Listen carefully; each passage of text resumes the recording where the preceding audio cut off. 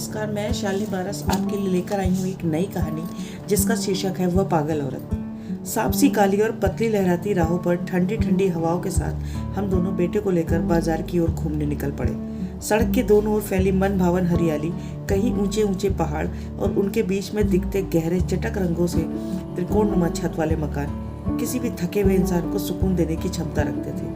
35 से 40 मिनट तक पैदल चलते हुए हम मसूरी की उस लाइब्रेरी रोड पर पहुंचे जहां की रौनक देखते ही बनती थी। दूर दूर तक फैली हरी वादियां, पहाड़ों से घिरी चारदीवारी और उनके बीच बसा यह सुंदर शहर मसूरी। लगातार पैदल चलते रहने पर भी थकान हमारे शरीर पर कहीं नहीं थी। मन ही मन ठंडी हवाओं के स्पर्श के कारण प्रसन्न और मन प्रफुल्लित था।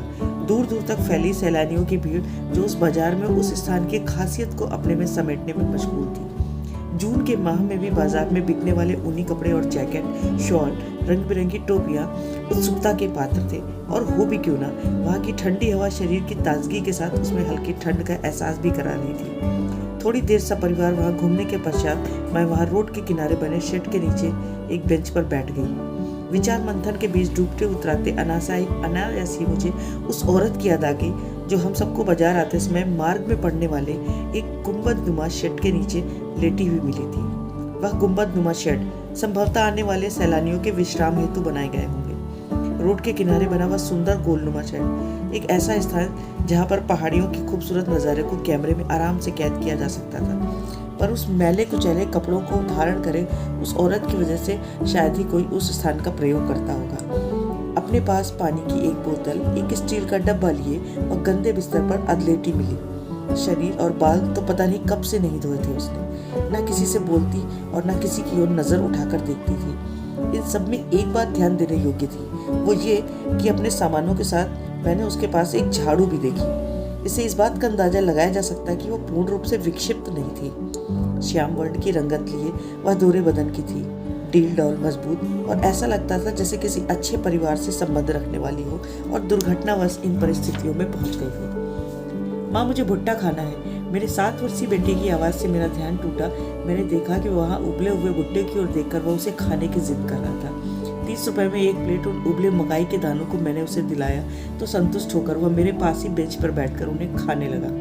मैंने भी वहीं बैठे बैठे एक अदरक वाली चाय का ऑर्डर दिया और उसे पीने लगी। चाय पीते पीते मेरे मन में कुछ ताजगी का एहसास हुआ और मैं पुनः वापस उन्हीं विचारों के मध्य घूमने लगी। बेटा अब भी मकाई के उन दानों को खाने में व्यस्त था। मैं मन ही मन सोचने लगी, पता नहीं वह औरत कहाँ से आई है और वह इस क्षेत्र की है अथवा उसे यहाँ लाकर किसी ने छोड़ दिया। हो सकता है वह स्वयं ही सब कुछ छोड़कर यहाँ आ गई हो। पर तीसरा कारण मुझे कुछ कम ठीक लगा। खैर, वहाँ बैठे बैठे रात्रि के 8 बज चुके थे और बाजार का नज़ारा एकदम बदल चुका था। मसूरी पहाड़ियों पर बसा हुआ है और उसके नीचे शहर था देहरादून। नीचे की ओर रात्रि में जलती हुई लाइटें ऐसा अनुभव करा रही थी जैसे माँ गंगा की आरती के समय सहस्त्रों दिए माँ गंगा की गोद में अर्पित कर दिए गए हों। अद्भुत, अलौकिक, दैदीप्यमान वातावरण, इस अप्रतिम सौंदर्य को देखकर हृदय उल्लास से भर गया। आधे घंटे तक मैं मंत्रमुग्ध हो अपने पति के साथ वहाँ बैठी उन नज़ारों को देखती रही। अब मुझे थोड़ा थोड़ा भूख का एहसास होने लगा था। पास ही बने एक शाकाहारी रेस्टोरेंट में जाकर हमने रात्रि का भोजन किया और अपने कमरे में आने के लिए निकल पड़े। हमारा कमरा, या यूं कह लें कि गेस्ट हाउस जिसमें हम रुके थे, वह सड़क से लगभग 60 फीट की ऊंचाई पर था, जिस तक पहुंचने के लिए हमें जेड आकार से बने एक स्लोप मार्ग पर चढ़ना होता था। वह भी किसी रोमांच से कम नहीं था। उस पर चढ़ने के दौरान दिल की धड़कन बढ़ जाती और पैर दुखने लगते। पैर दुखने के बावजूद भी हमें बहुत आनंद आ रहा था। गेस्ट हाउस का कमरा IAS एकेडमी का ही एक भाग था जो वहाँ के अधिकारियों को प्रशिक्षण देने के लिए बनाया गया था। वह एक गोल गुंबदनुमा शेड भी उस एकेडमी के निकट हमारे गेस्ट हाउस जाने के मार्ग पर ही पड़ता था, जहाँ उस औरत को हमने अक्सर लेटे हुए पाया था। भोजन करने के पश्चात जब हम गेस्ट हाउस वापस आ रहे थे तभी मेरी नजर उस स्थान पर पड़ी। चारों ओर घना अंधेरा छाया हुआ था और रोड के किनारे लगे लैम्प शेड अपनी रोशनी से अंधेरे को दूर करने का भरसक प्रयास कर रहे थे। वह औरत उसी शेड के नीचे अपनी रजाई ओढ़े बैठी थी, परंतु रोड से गुजर रहे राहगीरों को देखकर वह प्रतिक्रिया शून्य थी। एक उत्सुकतापूर्ण दृष्टि उस पर डाल मैं भी अपने परिवार के साथ आगे बढ़ गई। गेस्ट हाउस पहुंचकर हमने रात्रि विश्राम किया और प्रातः निकल पड़े उस मनोरम स्थान के भ्रमण हेतु। रास्ते में मुझे फिर वह मिली, ठीक उसी प्रकार। 3 दिन के मनोरंजक भ्रमण के पश्चात जब हम वापस पहाड़ियों से नीचे उतरकर टैक्सी के द्वारा देहरादून आ गए देहरादून के होटल में रात्रि विश्राम करने के बाद दूसरे दिन जब हम देहरादून घूमने के लिए होटल के रिसेप्शन पर टैक्सी का इंतजार कर रहे थे, तभी मेरी नज़र अखबार पर छपे एक चेहरे पर रुक गई। चेहरा कुछ जाना पहचाना लगा। नीचे खबर छपी थी, डीसीपी चंद्रिका का एक और बहादुरी भरा कारनामा, बम रखते 2 आतंकवादियों को मुठभेड़ में ढेर किया।